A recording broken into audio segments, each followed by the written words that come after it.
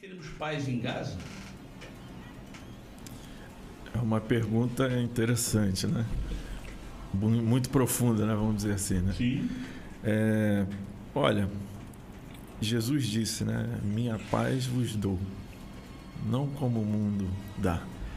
Então, o mundo, ele tem a pretensão, digamos assim, de alcançar a paz. E isso não vem de agora, né? Isso não acontece só ali. Mas, e diríamos assim até que há, tanto que nessa fala de Jesus, até ele reconhece isso, penso eu, que há algum tipo de paz que os homens podem promover, mas é uma paz insuficiente. Ela sempre será insuficiente, né? A paz que verdadeiramente trará paz, não só para Gaza, Israel, mas para todo ser humano sobre a face da terra, se chama Jesus Cristo, a paz de Jesus Cristo. Então, dito isso, especificamente sobre a questão ali, haverá paz? Historicamente, humanamente falando, assim, embora não vamos fazer aqui, não vou fazer exercício de futurologia, né? Mas, assim, eu penso que seja difícil imaginar uma paz verdadeira, duradoura, ali naquela região, ou especificamente nesse conflito atual, que não vem de agora também, né? Por quê? Porque sempre que há uma guerra, há contrapostos, né? Há pessoas de lados opostos querendo coisas diferentes. Então, essencialmente nessa guerra, por exemplo, aqui os países ocidentais, até recentemente na Assembleia da ONU, né, muitos líderes de muitas nações se posicionando ali por um reconhecimento, meio que forçando um reconhecimento de um Estado palestino, como se isso fosse a solução, fosse solucionar a questão. Mas a própria história mostra que não. Porque, por exemplo, a ONU ela é criada em 1945. Em 47, houve uma resolução dessa ONU, recém-criada, então, fazendo uma partilha da terra. Então, lá atrás, estamos falando de 47. O Estado judeu atual ele é fundado em 48.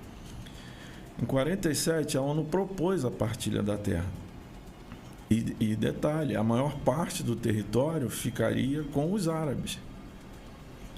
Os judeus aceitaram, porque eles queriam criar o seu Estado, ou recriar, né, o seu Estado novamente. Eles queriam, né, estar ali na sua terra novamente.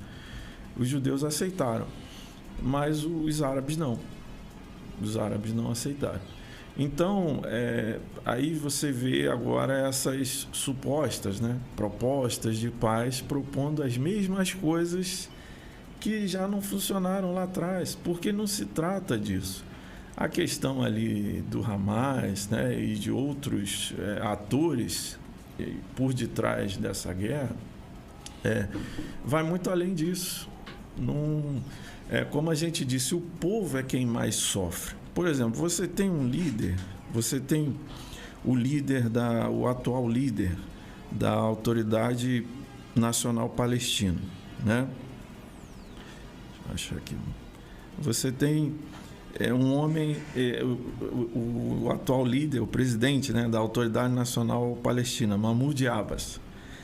Você tem que está desde, e vale dizer, né? Desde 2005 as pessoas falam assim, o noticiário, as pessoas, eu quero dizer o noticiário, né? As narrativas, né? Falam assim, não é porque há uma ocupação opressora de Israel sobre Gaza, etc, etc, etc. A gente precisa lembrar que esse contexto atual ele surge a partir de uma invasão, né, fomentada pelo Hamas em território israelense. Então eles saem de Gaza. Gaza não é uma região governada por Israel. Desde 2005, Israel separou essa parte e foi ali estabelecido um governo autônomo deles para controlar aquela região.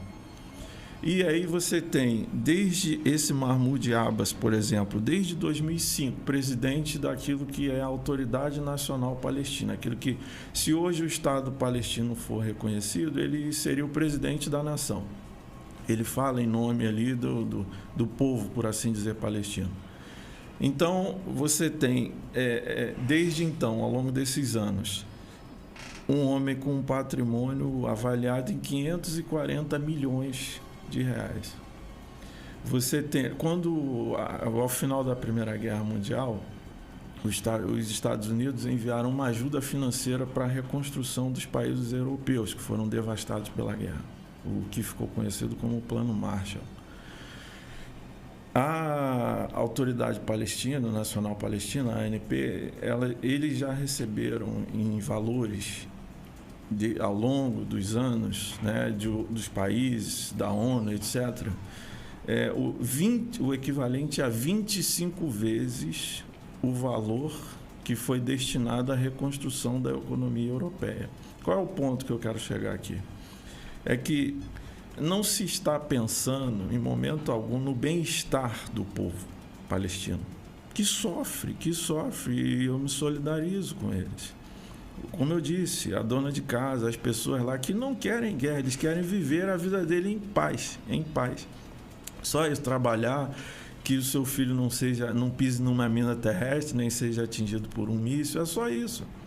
Então, mas nós vemos, como o professor bem falou aqui, que se usa o povo sob a pretensa... o pretenso bem-estar do povo, ou a pretensa ou a suposta causa em favor do povo, se utiliza disso para angariar recursos financeiros, para enriquecimento pessoal, e a vida do povo continua lá do mesmo jeito.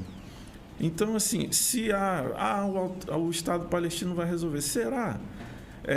Por quê? Porque se há um governo palestino que já controla a região há 20 anos e tem recebido recursos suficientes para implementar ações humanitárias, etc. Por que isso não está acontecendo? Então, assim, quando a gente fala haverá paz, fica difícil de imaginar a paz, porque, como o professor falou, às vezes o interesse é no caos, é na guerra. Não se consegue lucrar com a paz, né? Então, esse é o ponto.